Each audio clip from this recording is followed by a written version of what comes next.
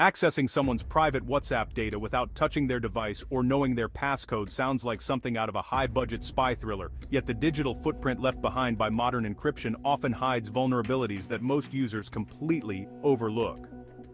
Most people believe that end-to-end encryption makes their messages an impenetrable fortress, but professional penetration testers and cybersecurity experts know that the human element and cloud synchronization are the actual weak points in the armor.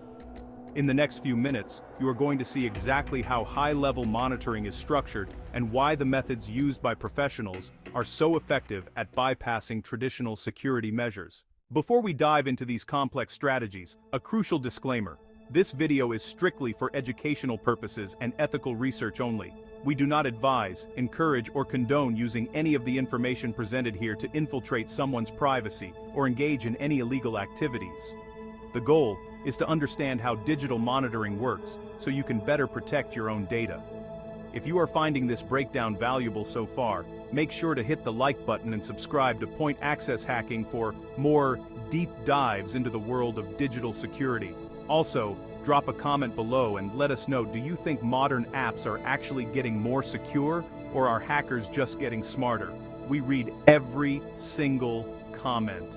If you find yourself in a situation where you need the professional services of an ethical hacker, whether it is for account recovery, accurate stolen money recovery, or setting up remote monitoring on your own children's devices for their safety, you can find links to contact certified experts, along with essential tools and resources in the pinned comment and the video description below.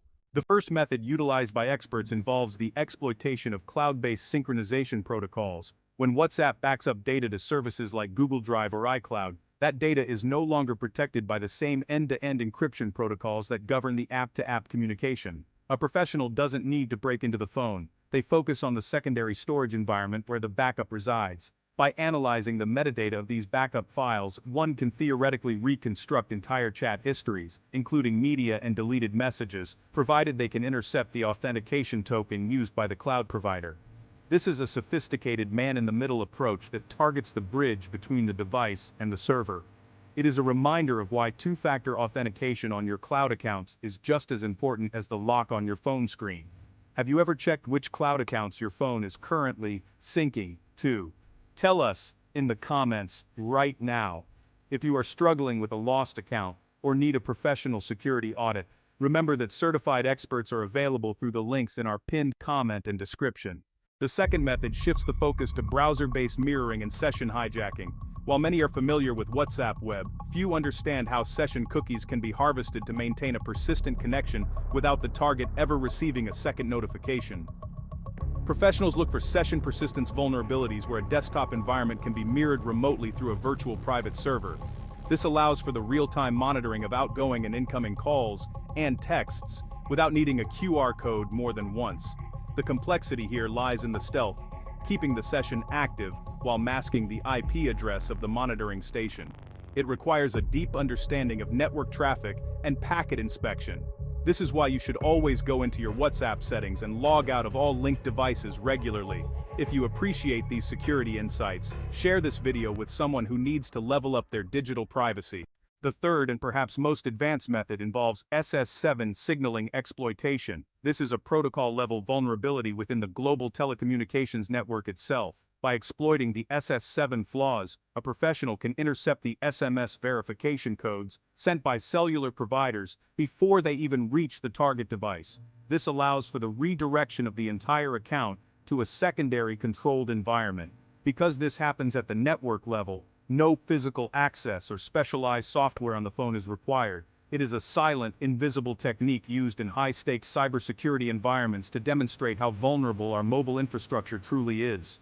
To defend against this, experts recommend using hardware security keys rather than SMS-based codes. For those of you who need advanced assistance with digital monitoring for family safety or professional recovery of assets, please refer to the certified experts listed in the pinned comment below. They have the tools and resources to handle complex digital forensics and recovery tasks safely and ethically.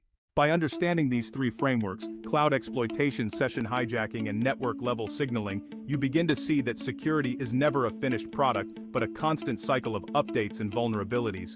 You must remain vigilant about where your data is stored and how your sessions are managed. Staying informed is your first line of defense. Don't forget to like, subscribe, and hit the notification bell so you never miss an update from Point Access Hacking. Check the description for more resources, and we will see you in the next breakdown.